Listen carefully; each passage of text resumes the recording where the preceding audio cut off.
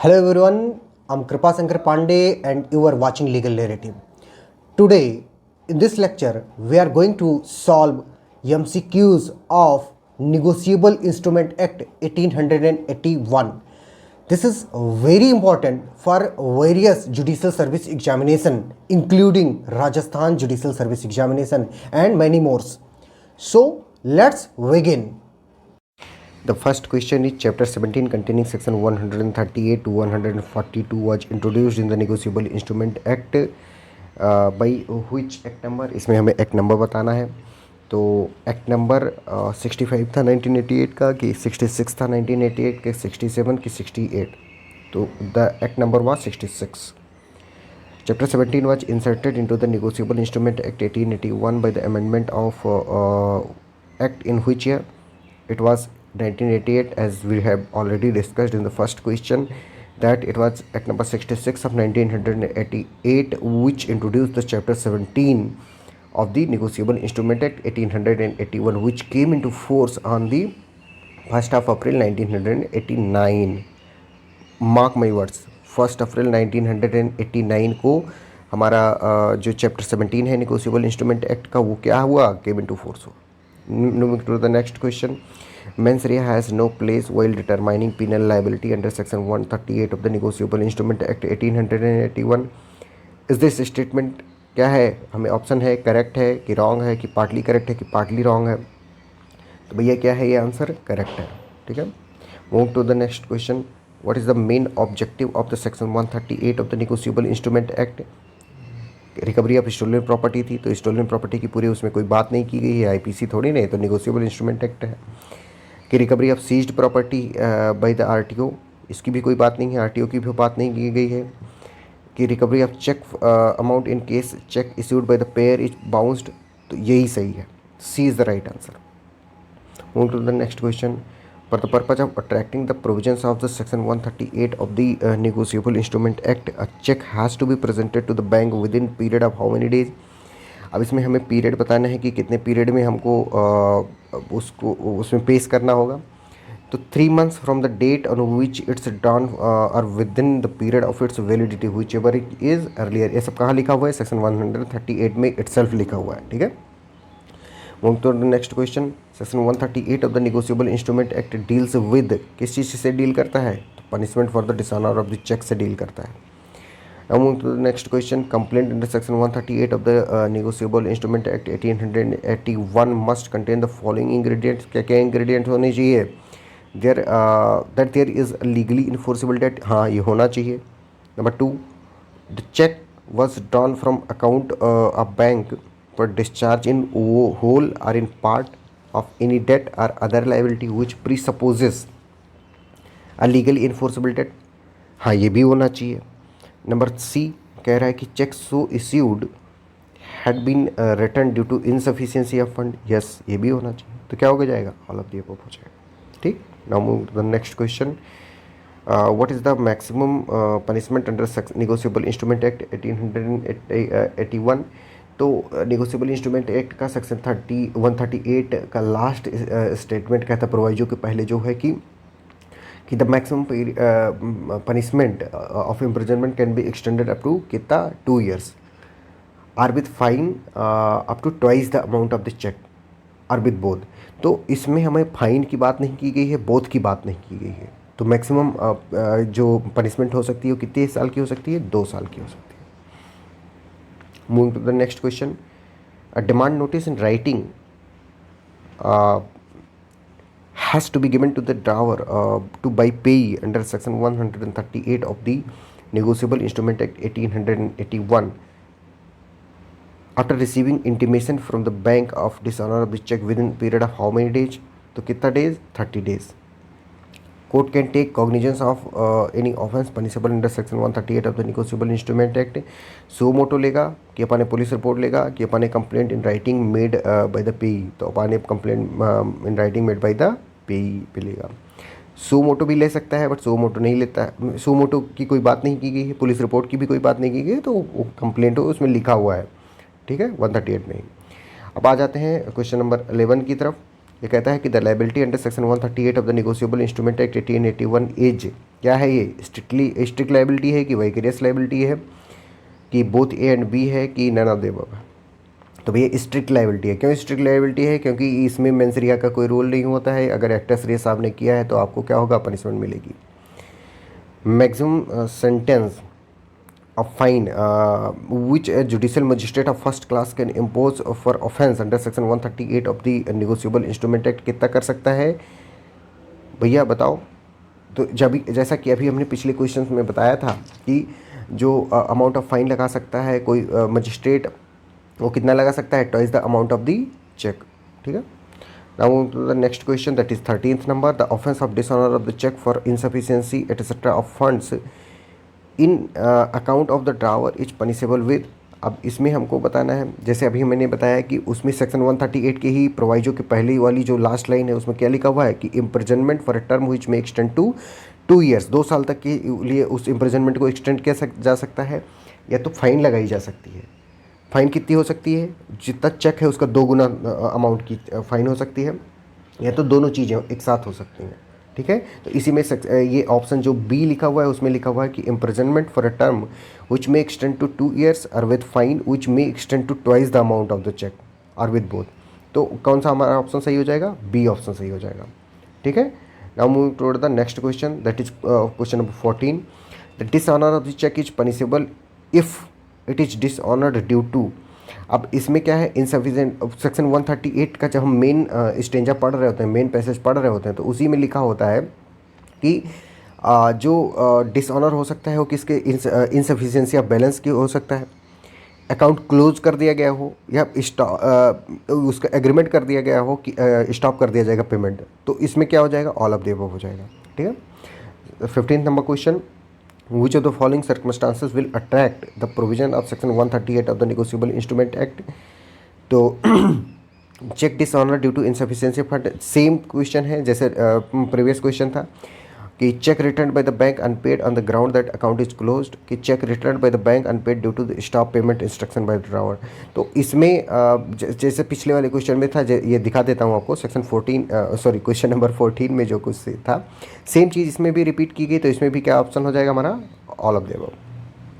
Now move to the next question, section 143 of the Negotiable Instrument Act 1881, the trial shall be made to conclude after filing of complaint with in how many days. अब इसमें हमें period of वो बताना है कि कितने दिन में इसका ट्रायल कंप्लीट कर लिया जाएगा।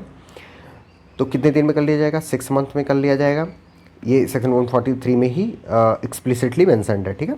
Now moving to the next question, that is 17th number, who is entitled to make a complaint for taking cognizance of the offence under section 138 of the negotiable instrument act 1881। पूछ रहा है कि जो क्या offence है इसका cognizance कौन ले सकता है 138 के तहत। तो कौन ले सकता है, only the holder of the cheque. ठीक है। इसमें ये नहीं पूछा कौन कॉग्निजेंस, इसमें पूछ रहा है कि कौन कंप्लेंट मेक कर सकता है। तो कंप्लेंट कौन मेक कर सकता है, जो चेक को उस समय पे होल्ड कर रहा है, पेई। ठीक है। इसमें पब्लिक इंटरेस्ट लिटिगेशन या पब्लिक स्पिरिटेड जो सिटीजनशिप की इन सब की बात की गई है, तो इसका कोई रोल इसमें नहीं होता है। Moving to the next question, question is when the cause of action accrue if the cheque issued by the drawer is dishonoured. क्या हो जाता है, डिसऑनर हो जाता है। तो क्या हो जाएगा, ऑन द डेट ऑफ, अब इसमें हमें बताना है कि कब ये हो जाता है। ठीक है। तो on the date the drawer of the cheque fails to make the payment of the cheque amount to pay within कितने days, 15 days of demand of notice. अगर 15 दिन में जो नोटिस डिमांड की गई उसके 15 दिन के भीतर अगर वो पेमेंट नहीं कर पाता है तो उसको क्या मान लिया जाएगा, डिसऑनर ऑफ द चेक मान लिया जाएगा। ठीक है। Move to the next question, question is the following 3 are the condition precedent which must be satisfied before the dishonor of a check can be constitute an offense and become punishable, choose odd or not। अब 3 ऐसी conditions हैं जो कि condition president set करती हैं dishonour of the check के लिए, लेकिन उसमें से कोई एक है, यानी चौथा ऑप्शन ऐसा है जो उसका कंडीशन प्रेसिडेंट नहीं है, कि उसका होना कोई ज़रूरी नहीं है। तो question option first is the cheque ought to have been presented to the bank within a period of 6 months from the date on which it is drawn or within the period of its validity whichever is earlier. तो हमको हमने देखा था कि 3 months था, वो 6 month नहीं था, तो ये भी नहीं होगा। तो नेक्स्ट इज द पेई और the holder ought to holder, इसमें होल्डर इन ड्यू कोर्स की बात की जा रही है। Holder ought to make a demand for the said money by giving a notice in writing to the drawer of the check within 30 days of the receipt of information by him from the bank regarding the return of the क्या भैया check। C option is the drawer of such check should have failed to make payment of the check within 15 days of the said notice, ठीक है। और number D is the drawer of such check should have failed to make the payment of the said amount of the P due course check within the 30। तो इसमें क्या हो जाएगा, ये भी सही है, यानी C और D, A और B ये क्या है एक तरीके के हैं, और D जो हमारा है वो ऑड ऑन आउट है। तो हमारा आंसर हमको चूज क्या करना था, ऑड ऑन आउट चूज करना था, तो D आंसर हो जाएगा हमारा। Answer is D। Move to the next question, that is question number 20। Section 138 of the Negotiable Instrument Act provides penal provision in case of dishonor of the check if it is presented to the bank within a period of how many months। इसमें month पूछ रहा है, तो इसका answer हो जाएगा from the date on which it is drawn or within a period of its validity whichever is earlier, ठीक है। Option is D. Move to the next question, that is question number 21। ये कह रहा है कि for the purpose of explanation of section 138 of the negotiable instrument act 1881 debt or other liability means. अब अगर जिन जिन लोगों ने सेक्शन 138 को ध्यान से पढ़ा होगा तो उन्होंने देखा होगा कि debt or other liability means a legally enforceable debt. ऐसे वैसे डेट नहीं कि अगर कोई सभी ऐसे ओरली हम कह रहे हैं कि हाँ हमारे फलन ने हमसे डेट ले रखा है, ये लोन ले रखा है, तो ऐसा नहीं होगा। उसमें उस डेट को क्या होना चाहिए, लीगली इन्फोर्सेबल होना चाहिए, तभी उसको क्या माना जाएगा, डेट माना जाएगा। किसके अंतर्गत, section 138 of negotiable instrument act के अंतर्गत, ठीक है। Move to the next question, that is question number 22। ये कह रहा है कि in a prosecution under section 138 of the negotiable instrument act 1881 it shall not be a defence. क्या भैया, क्या डिफेंस नहीं होगा। A, the cheque does not bear his signature. Number B, that the cheque was not issued for the discharge of any debt और other liability. और number C, that the cheque has not been presented to the bank within a period of 6 months from the date on which it is drawn or from the period of its validity whichever is. तो ये जो लिखा हुआ है section next में लिखा हुआ है क्या कहते हैं, इसका आंसर हो जाएगा क्या, डी आंसर हो जाएगा, ठीक है। That the drawer has no reason to believe, तो इसमें रीज़न टू बिलीव की बात कर रहा है, ठीक है। किसी को कोई डाउट, हाँ नहीं होना चाहिए। ये ऊपर की अगर कोई कंडीशन है जैसे चेक वाज नॉट साइंड और ये कि not discharge for other liability, ये सब चीज़ें हैं, तो वो क्या हो जाएगा, वो एक वैलिड डिफेंस हो जाएगा। तो इसका करेक्ट आंसर हो जाएगा हमारा D, that the drawer has no reason to believe when he issued the cheque that cheque may be dishonour, ठीक है। Now move to the next question, that is question number 23। ये कह रहा है कि presumption under section 139 of the negotiable instrument act 1881 is in respect of. तो presumption क्या होता है कि that the cheque was issued for the discharge of any debt. ये इसका प्रजम्पशन का भी एक सेक्शन उसमें दिया गया है, तो हम इस चीज़ को हमेशा ख्याल रखेंगे कि जो है हम जब बेयर एक्ट पढ़ रहे हों तो हमको बहुत ही अच्छे से पढ़ें उसको, ठीक है। और ये जो प्रजम्पशन की बात है वो सेक्शन 139 में ही की गई है। किस में बात की गई है, सेक्शन 139 में, ठीक है। C is the that cheque was issued for discharge of any debt, ठीक है। और जैसे अभी हमने ये बताया क्या कहते हैं प्रजम्पशन वाला कि डिफेंस, तो ये सेक्शन 140 बात करता है इस चीज़ की कि जो है इसका डिफेंस नहीं ले सकता इस चीज़ का, ठीक है। Now move to the next question, that is question number 24। Question number 24 says कि Supreme Court has laid down certain directions to criminal courts for speedy and expeditious disposal of cases falling under section 138 of the negotiable instrument act 1881 in case of. अब इसमें हमको क्या क्या बताना है, case का नाम बताना है, और इस चीज़ को मुझे लगता है कि आप लोग अपने कॉपी में नोट डाउन कर लेंगे तो अच्छा रहेगा। तो the name of the case is the Indian bank association and other source, union of India के केस में बताया गया था कि जो इसके प्रोविजन है सर्टेन डायरेक्शन तो उसको स्पीडी एंड एक्सपेडिशियस डिस्पोजल होना चाहिए इसका, ठीक। Move to the next question, that is 25th number of question. The presumption regarding dishonour of the cheque on production of a bank slip is, कैसा है भैया, रेबटेबल प्रजम्पशन है कि इररेबटेबल प्रजम्पशन है कि कंक्लूसिव प्रूफ है? तो क्या है उसमें मे प्रिज्यूम किया गया है, तो इसके लिए वो रेबटेबल प्रजम्पशन है। हम लोग कभी अगर इंडियन एविडेंस एक्ट को डिस्कस किए तो उसमें हम आपको बताएंगे कि इसमें may presume, rebuttable presumption, irrebuttable presumption, may presume, shall presume, conclusive proof, ये सब क्या होता है, ठीक है। उसके लिए आपको परेशान होने की ज़रूरत नहीं है, आप हमारे चैनल को सब्सक्राइब कर सकते हैं और बेल आइकन दबा लीजिए।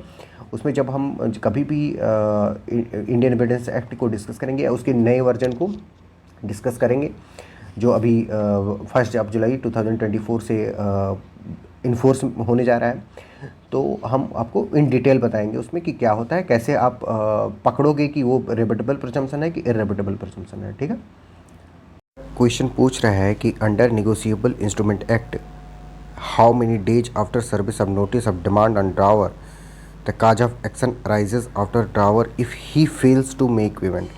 अब ये है कि अगर ड्रावर पे मान लो कि सर्विस ऑफ नोटिस कर दी गई कि भैया तुम्हारा ये जो चेक था ये बाउंस हो गया है या वो पैसे उधर से मिल नहीं पा रहे हैं बैंक से, अब इसके कितने दिन के भीतर ड्रावर को पैसे पेमेंट करने होंगे, तो वो हमारा आंसर हो जाएगा 15 डेज, 15 दिन।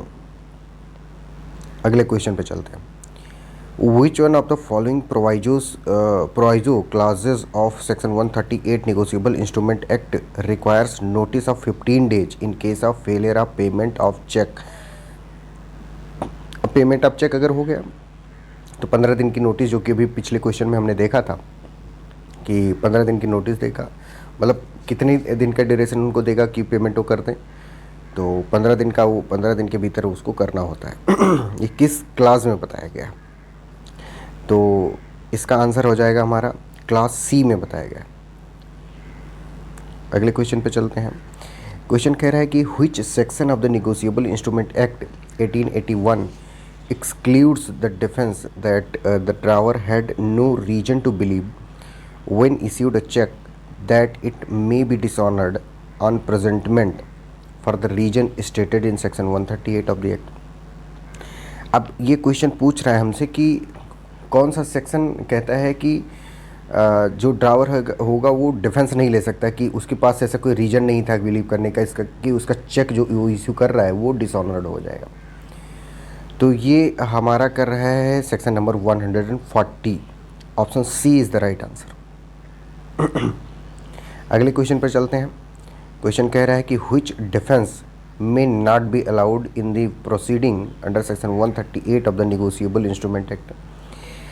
अब भैया जैसे पिछले क्वेश्चन में हमने देखा कि उसमें बताया जा रहा था कि वो कौन सा डिफेंस नहीं ले सकता है कि उसके पास कोई रीज़न नहीं था बिलीव करने का, तो सेम चीज़ यहाँ पे भी अप्लाई हो जाएगी कि ही हैड, ये डिफेंस नहीं ये ले सकता है ड्रावर कि he had no reason to believe when cheque was issued that the same may be dishonoured, ठीक है।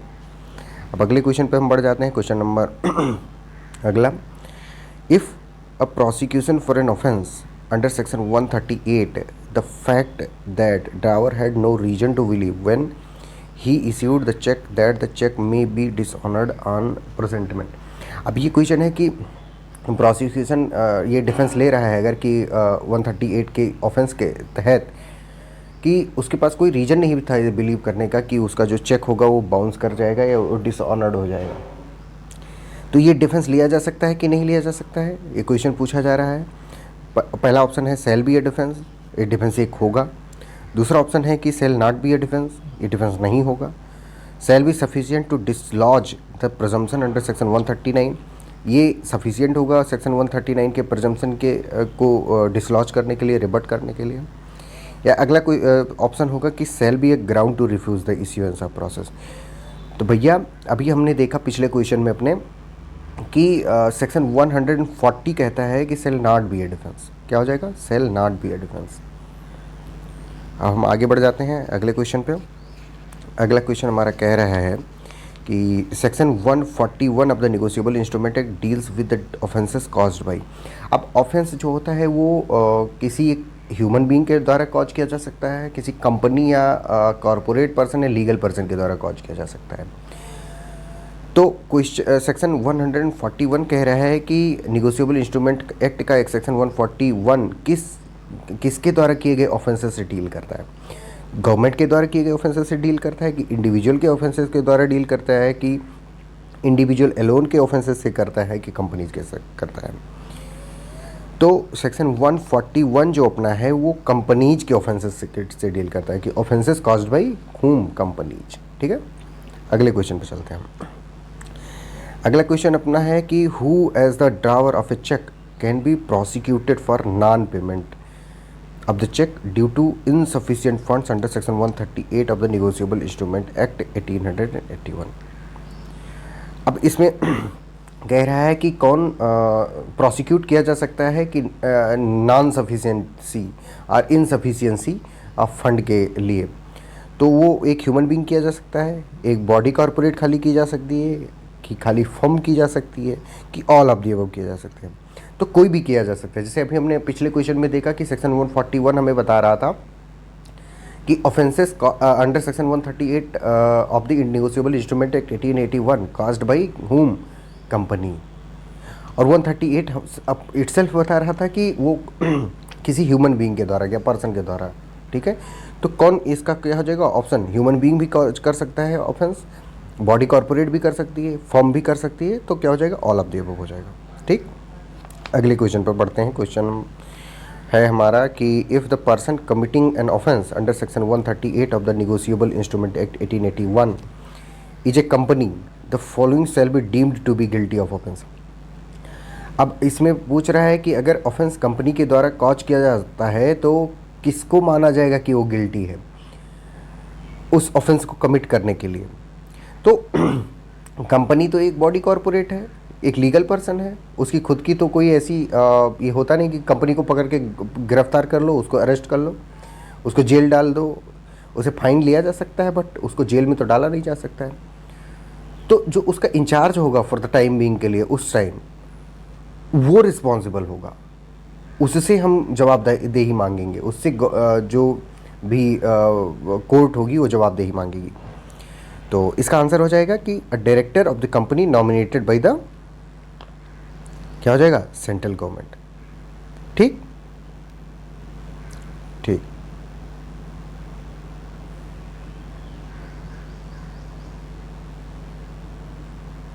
आगे बढ़ते हैं। अगला क्वेश्चन हमारा है कि which of the following statement is false if the person committing an offence under section 138 of the negotiable instrument act negotiable instrument act 1881 is a company.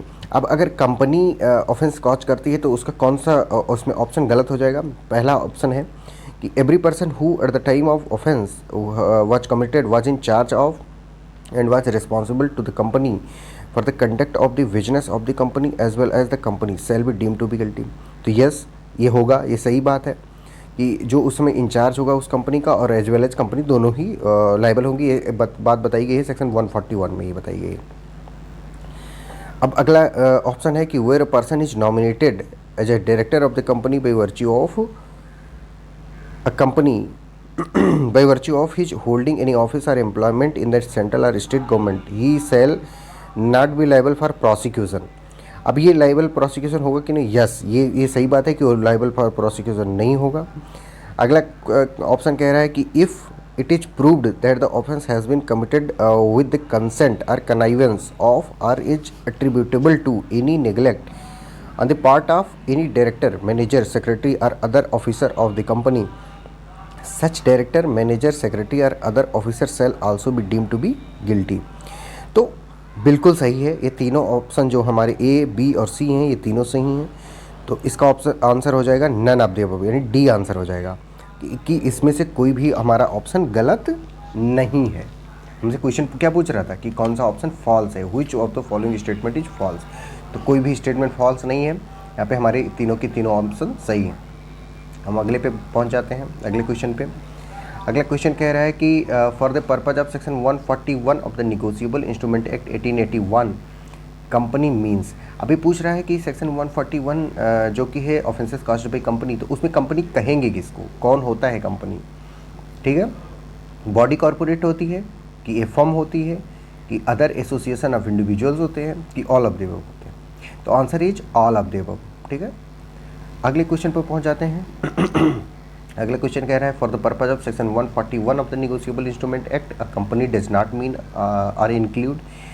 अब सेक्शन 141 में अभी जैसे हमने देखा कि उसमें पूछ रहा था कि कंपनी में कौन कौन से आ जाएंगे, तो अब इसमें पूछ रहा है कि उस कंपनी में कौन नहीं आएगा, उसका एक्सेप्शन कौन सा है।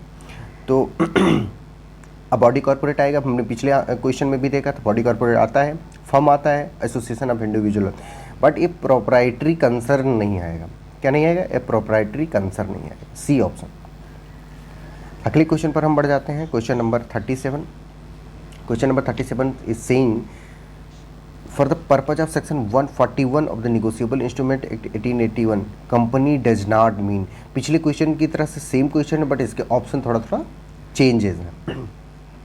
हमको ये याद कर लेना है कि बॉडी कॉर्पोरेट कंपनी होते कौन कौन से हैं सेक्शन 141 के तहत, और अगर हम इतना समझ गए कि कौन कौन कंपनी होते हैं, तो हम मेथड ऑफ एलिमिनेशन के द्वारा हम इस पर पहुंच जाएंगे कि कौन कौन से कंपनी नहीं होते हैं।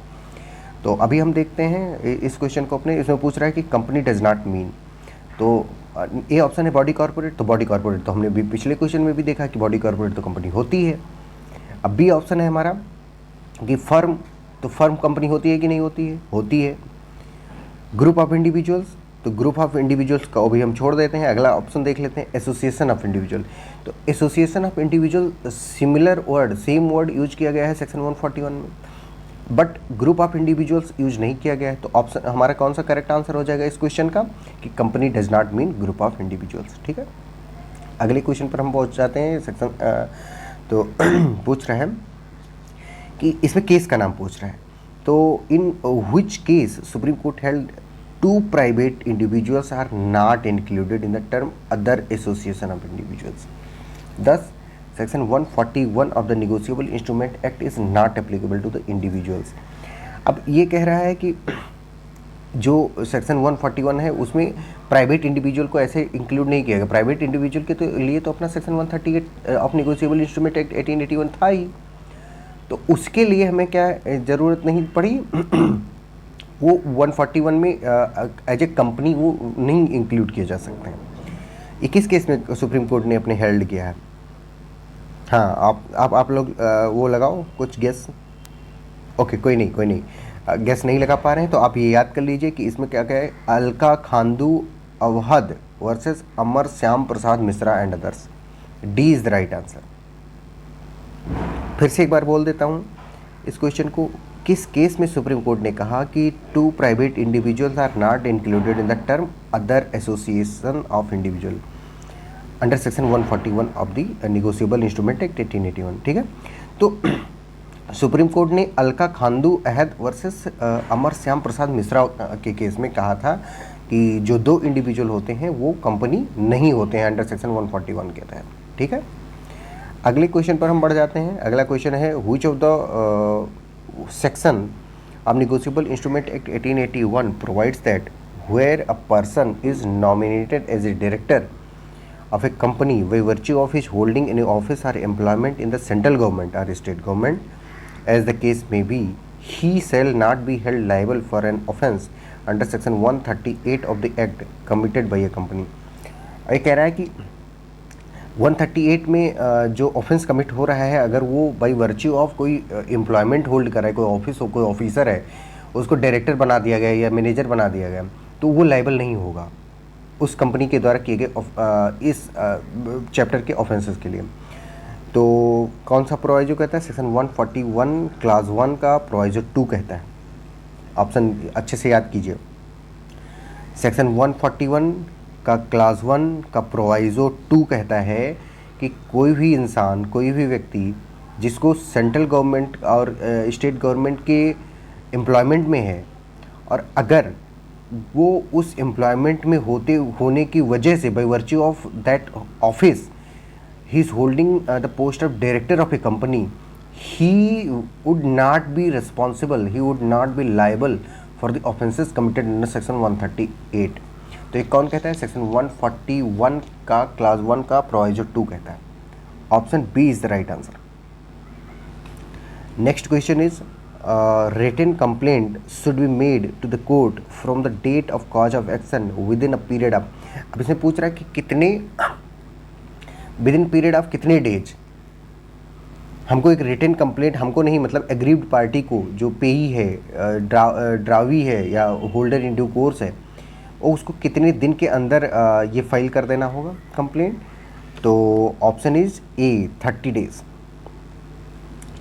अगला क्वेश्चन पूछ रहा है कि the cognizance of offence under section 138 of the negotiable instrument act 1881 can be taken by the judicial magistrate first class having territorial jurisdiction at the. अब पूछ रहा है कि जो जुडिशियल मजिस्ट्रेट फर्स्ट क्लास होगा वो किस टेरिटोरियल ज्यूरिसडिक्शन पे अपना ये कर सकता है, मतलब कॉग्निजेंस ले सकता है. ऑप्शन ए है कि place of the issuance of the cheque, कि जहाँ पे चेक इश्यू हुआ है उस वहाँ पे जा कॉग्निजेंस, वहाँ का judicial magistrate first class cognizance लेगा. कि place of the delivery of the statutory notice, की वो जगह जहाँ पे स्टेचुटरी नोटिस जो रिक्वायर्ड है वो दी गई है, वहाँ का judicial magistrate first class cognizance लेगा.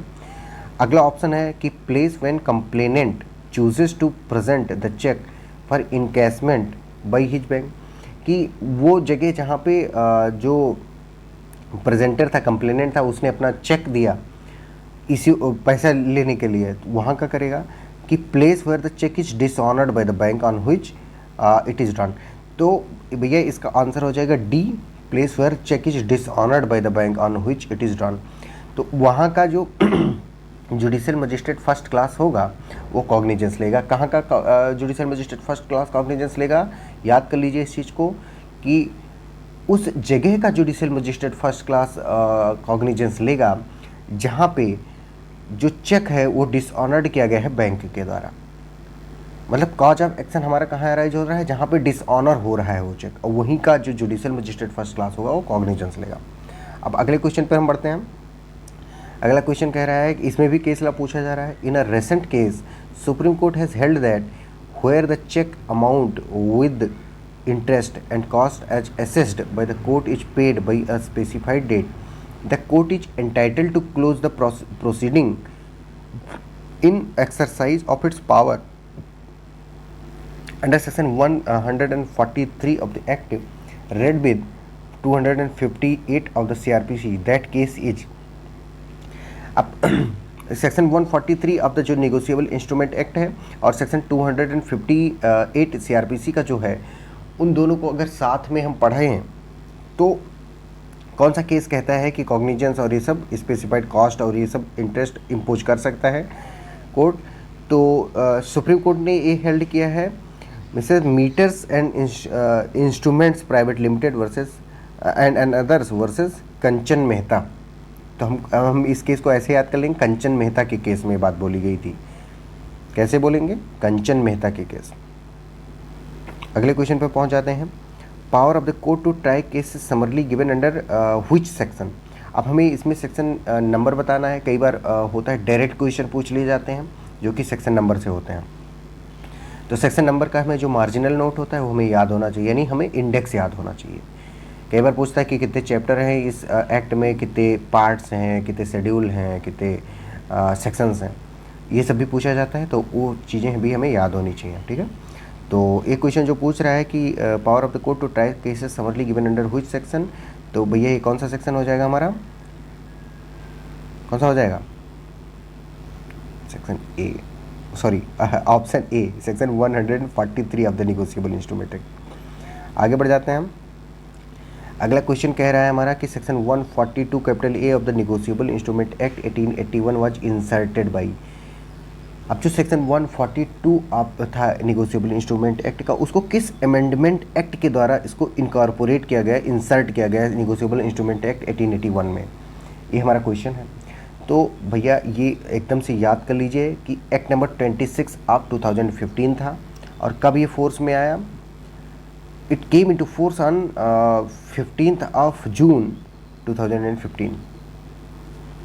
15 जून 2015, ठीक है, को इन्फोर्स किया गया और ये 2015 के अमेंडमेंट के द्वारा है। और वो 2015 का कौन सा नंबर का अमेंडमेंट था? एक्ट नंबर 26 ऑफ 2015, ठीक है।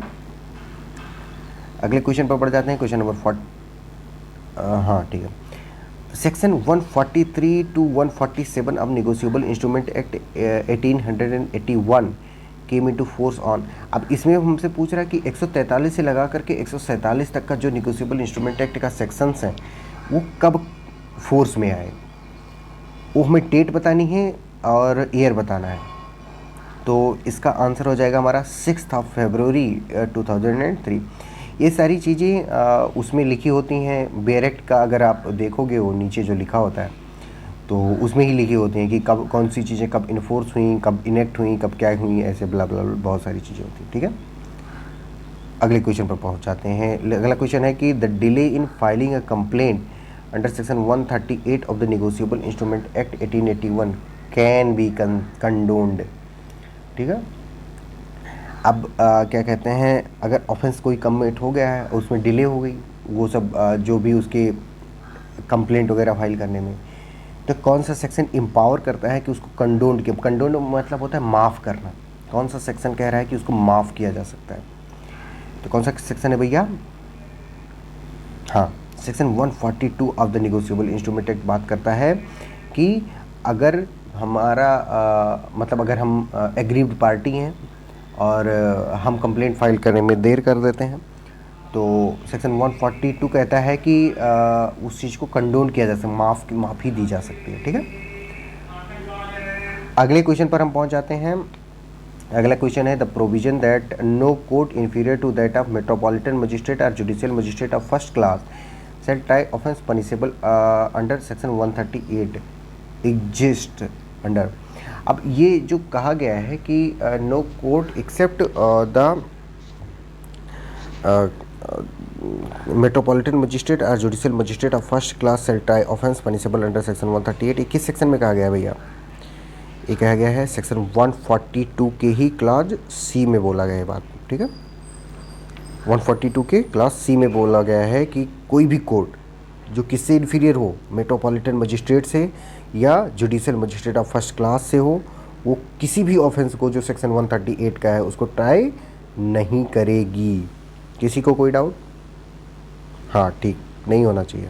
मैं एक बार फिर से रिपीट करता हूँ, आपको याद हो जाना चाहिए। अगर आप एयरफोन या हेडफोन लगा करके सिर्फ मुझे सुन रहे हैं तो सुनिए, कह रहा है कि कौन सी ऐसी कोर्ट है, सॉरी कौन सा ऐसा सेक्शन है जो कहता है, कौन सा ऐसा प्रोविज़न है जो कहता है कि कोई सी भी कोर्ट जो मेट्रोपॉलिटन मजिस्ट्रेट या जुडिशियल मजिस्ट्रेट फर्स्ट क्लास से इन्फीरियर होगी वो ऑफ कोई भी ऑफेंस जो पनिशेबल है under section 138 of negotiable instrument act 1881 के तहत उसको ट्राई नहीं करेगी। ये कौन सा सेक्शन कहता है? सेक्शन 142 का क्लास सी कहता है, ठीक है।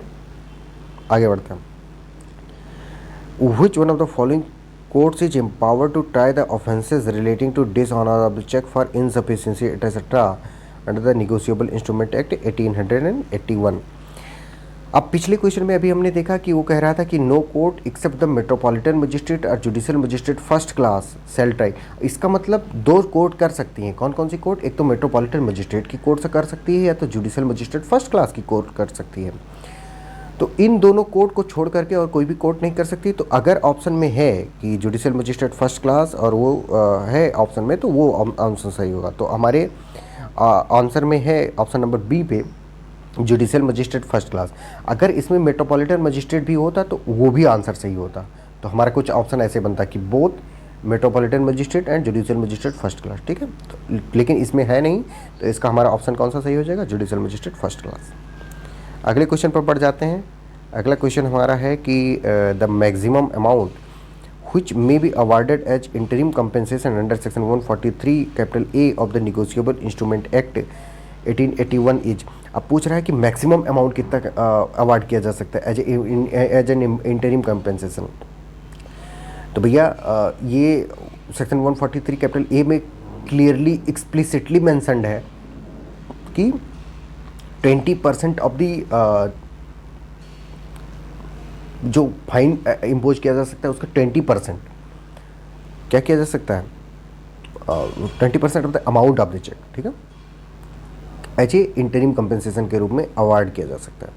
तो क्या होगा, याद कीजिए, सेक्शन 143 कैपिटल ए के तहत 20% of the amount of the cheque को एज एन इंटरिम कंपेंसेशन किया जा सकता है। क्या किया जा सकता है, ग्रांट किया जा सकता है, किसके द्वारा, कोर्ट के द्वारा, 20%। अगला क्वेश्चन हमारा है, the interim compensation under section 143 capital A class 4 shall be paid with in how many days. इसमें डे पूछ रहा है, कितने दिन के अंदर किया जा सकता है, कब से, from the date of the order or within such further period not exceeding 30 days as may be directed by the court on sufficient cause being shown by the complainant.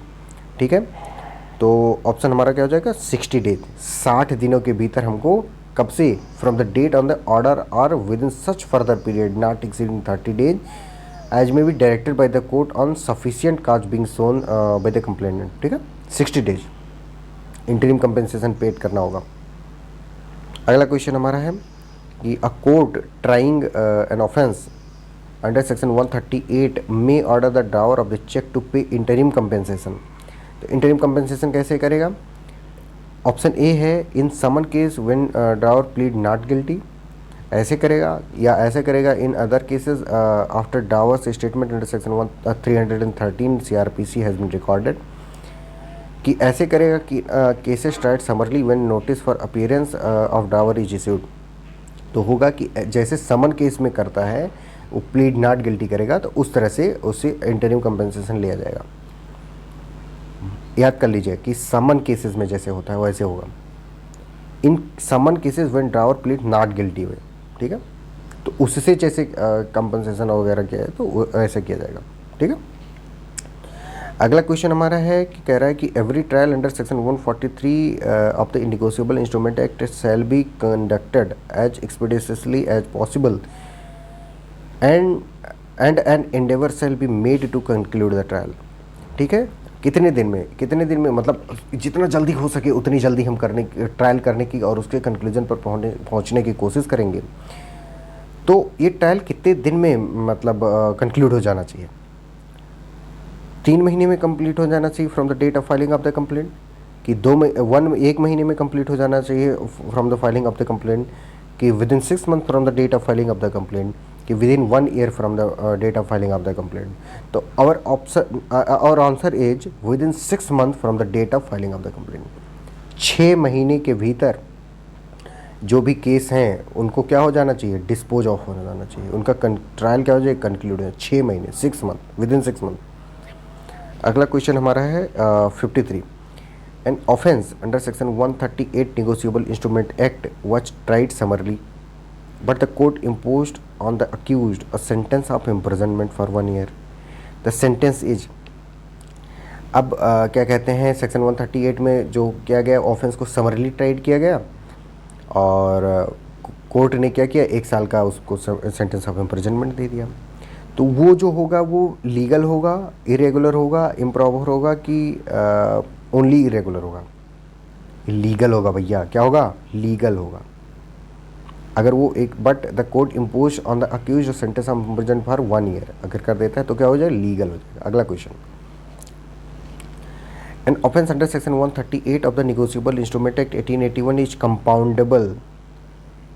Compoundable है कि नहीं है, कितने amount तक compoundable है, if the cheque amount is up to 1 lakh rupees, अगर cheque का जो अमाउंट है वो 1 लाख रुपए तक है तो कंपाउंडेबल है, कि अगर चेक का अमाउंट 5 लाख रुपए तक है तो कंपाउंडेबल है, या 10 लाख रुपए तक है तो कंपाउंडेबल है, या कितना भी अमाउंट है चेक का तो कंपाउंडेबल है।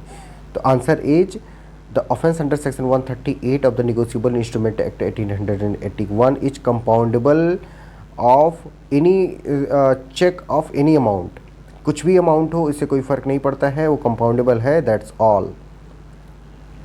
अगला क्वेश्चन हमारा है कि in appeal against conviction the appellate court may order the appellant to deposit fine और compensation awarded by the trial court. कितना कर सकती है अपीलेट कोर्ट कंपेंसेशन डिपॉजिट करने के लिए। ये जो डिपॉजिट और वो इंटरिम कंपेंसेशन था, वो दोनों का जो अमाउंट होगा भैया वो सेम होगा। तो मिनिमम क्या हो जाएगा हमारा 20%। D is the right answer. जैसे हमने उस वाले क्वेश्चन में भी देखा था कि इंटरिम कंपेंसेशन कितना दिया जा सकता है, तो कितना था 20% of the amount of the cheque. But यहाँ पे पूछ रहा है हमसे कि in appeal against conviction the appellate court में order the appellant to deposit fine और compensation awarded by the trial court. उसका कितना, मिनिमम 20%। ठीक है, अगला क्वेश्चन बढ़ जाते हैं। हमें देखो एक गोल्डन रूल बता दूं। गोल्डन रूल ये है कि 20% रूल चलता है यहाँ पे। अगर ऑप्शन में हमारा 20% है तो उसको मार देना है निगोशिएबल इंस्ट्रूमेंट एक्ट के कॉन्टेक्स्ट में। वो मोस्ट ऑफ द केसेस में मतलब सही जाएगा।